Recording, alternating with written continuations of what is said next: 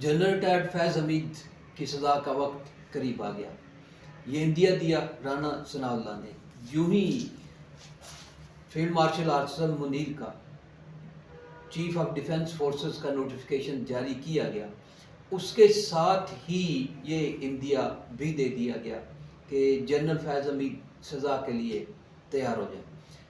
کافی دیر سے انتظار تھا اس کا، لیکن اب اس پر عمل درآمد ہوتا ہوا دکھائی دے رہا ہے. اور وہ جو اویلا کیا جا رہا تھا کہ جو ہی نوٹیفیکیشن جاری ہوگا اگلا قدم جو ہے وہ اس سزا کی طرف جائے گا.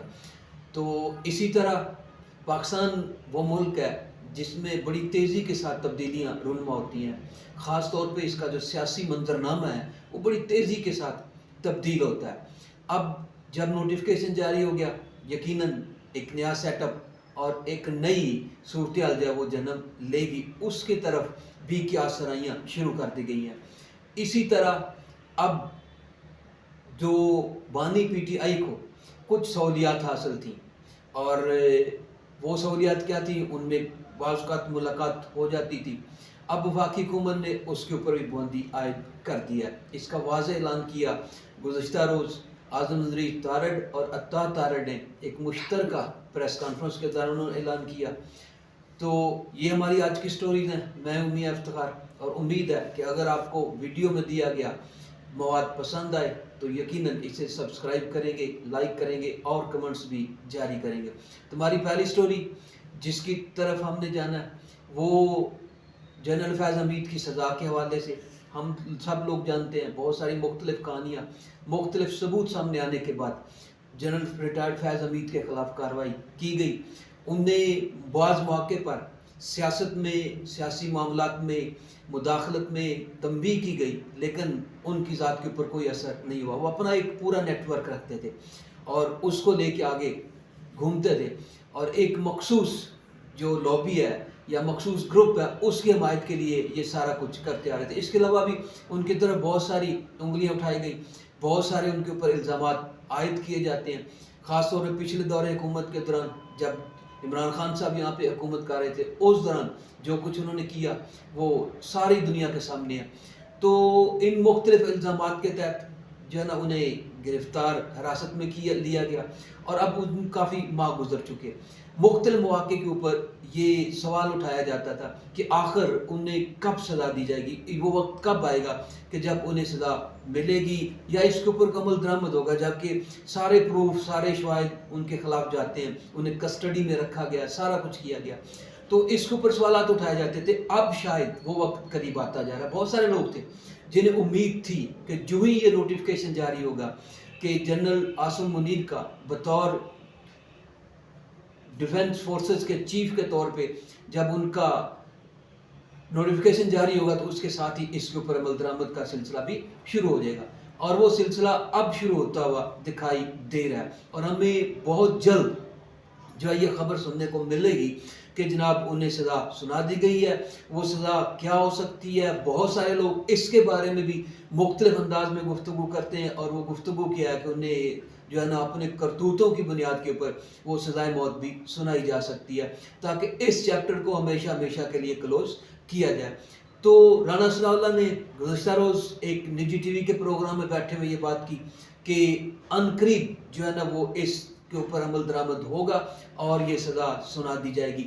تو اس سے ہمیں بالکل واضح ہو جاتا ہے کہ یہ بات اب کسی سے ڈھکی چھپی نہیں رہی. تو دوسری سٹوری جو بانی پی ٹی آئی کے حوالے سے ہے کہ انہیں ملاقات کی اجازت تھی. گزشتہ روز جو عطا تارڑ اور اعظم نذیر تارڑ نے، دو وزراء نے جو پریس کانفرنس کی، اس میں کافی اہم باتیں ہیں.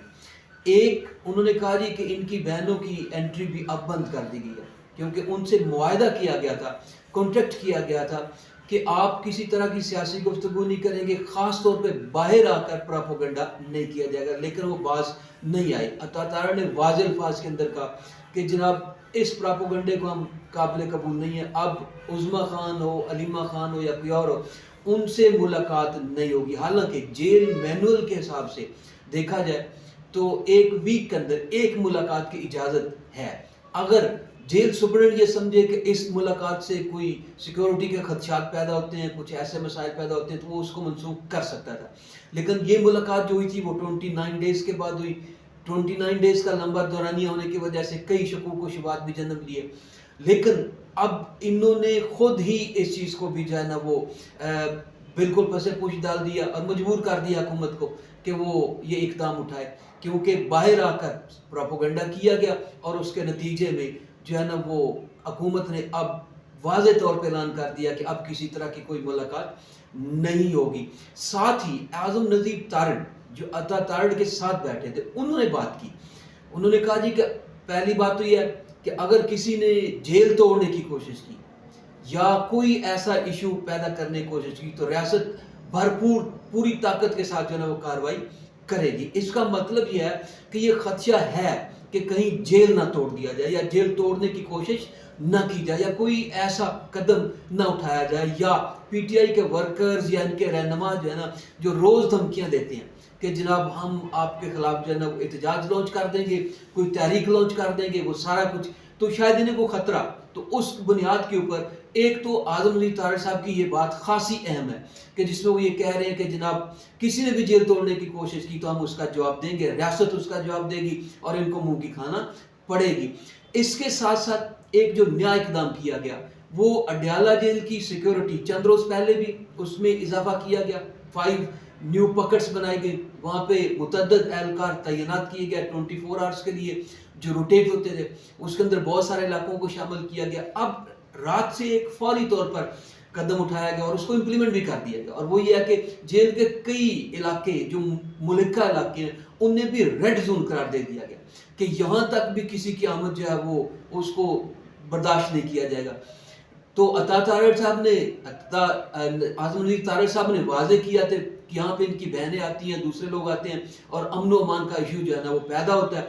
तो इसका मतलब यह है कि अब ये नए इकदाम उठाने से, इसको रेड जोन बनाने से इनका मकसद यही है कि किसी भी तरह से इनको रोका जाए ताकि ये अडयाला जेल जो इस वक्त पीटीआई की निगाहों का मरकज बना हुआ, वो जेल किसी भी तरह से मजीद उसके अंदर जो है ना वो हालात खराब ना हो। उन्होंने वाजे किया कि सिर्फ बानी की सिक्योरिटी के हवाले से इकदाम नहीं उठाए जा रहे, जेल के अंदर जो हजारों के हिसाब से कैदी हैं, इसके अलावा भी बड़े अहम कैदी हैं और उनकी सिक्योरिटी का भी जो है खदशा लाक है। तो इस बुनियाद के ऊपर ये इकदाम लिया गया और इसको मजीद जो है ना मजबूत किया जाएगा। अडयाला की सिक्योरिटी जो है मजीद मजबूत कर दी गई, साथ ही साथ तमाम जो पाबंदियां थी उनके ऊपर भी, जो मुलाकातें थी उनके ऊपर भी पाबंदी आयद कर दी गई है।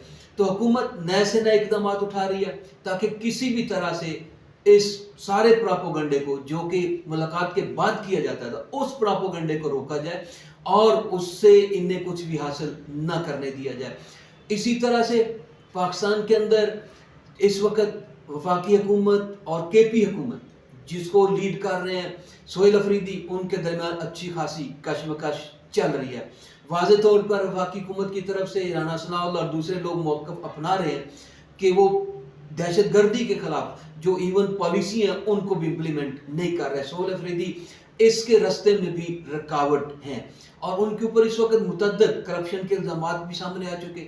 इसी तरह और बहुत सारी मुंशियात में हत्या के मुलव्वस होने की उसके भी इल्ज़ामात उनके ऊपर आयद किए जा रहे हैं। मतलब कि हम कह सकते हैं कि सोहेल अफरीदी की गिरफ्त जो है वो घेरा पूरी तरह से तंग हो रहा है और अब उनको एक नई मुश्किल का सामना करना पड़ने जा रहा है, और वो यह है कि उन्हें इश्तिहारी करार दिए जाने की जनाब कार्रवाई उसका आगाज कर दिया गया कि जनाब इन्हें मुतअद्दिद बार अदालतों ने बुलाया, वो नहीं आए और इस तरह से क्या नतीजा निकला कि उनके खिलाफ इश्तिहारी होने की कार्रवाई इस वक्त वज़ीर आला है, ठीक है, और मुंतखब वज़ीर आला है, उन्हें मतलब असम्बली ने मुंतखब किया, पहले वो अपने हल्के से एमपी मुंतखब हुए, उसके बाद असम्बली ने उनको मुंतखब किया। तो अब जो है वो उन्हें इश्तिहारी करार देने की कोशिश, जैसे अभी इन्होंने शहजाद अकबर की डिमांड किया, आदिल राजा की डिमांड किया इंग्लैंड से कि ये लोग पाकिस्तान की मुल्क की सलामती के खिलाफ बोल भी रहे हैं, इक़दाम भी उठा रहे हैं, तो ये पाकिस्तान को मतलूब है। इंग्लैंड से जो है ना उनकी हवालगी का मुतालबा किया गया, लिहाजा इंग्लैंड देखेगा पाकिस्तान और उनके दरमियान क्या कवानीन है, क्या रूल्स हैं और उसके मुताबिक वो इक़दाम उठाएंगे। तो इसी तरह अब सोहेल अफरीदी بھی ان لوگوں کی لسٹ میں شامل ہونے جا رہے ہیں کہ جو ناپسندیدہ ہیں، جو اشتہاری لوگ ہیں، اور جن کوئی سخت پالیسیوں کی وجہ سے یا جو حکومت کو ٹف ٹائم دے سکتے ہیں، ان کی وجہ سے انہیں ہر صورت جو ہے نا وہ کنٹرول کرنا ضروری ہے. تو یوں پاکستان کے اندر حالات چینج ہوتے ہیں. امید ہے کہ اس ویلاگ کے اندر آپ کو بہت ساری انفارمیشن ملے گی. نیکسٹ ٹائم انشاءاللہ حاضر ہوں گے اگلے نئے ویلاگ کے اندر. اس وقت تک اللہ حافظ.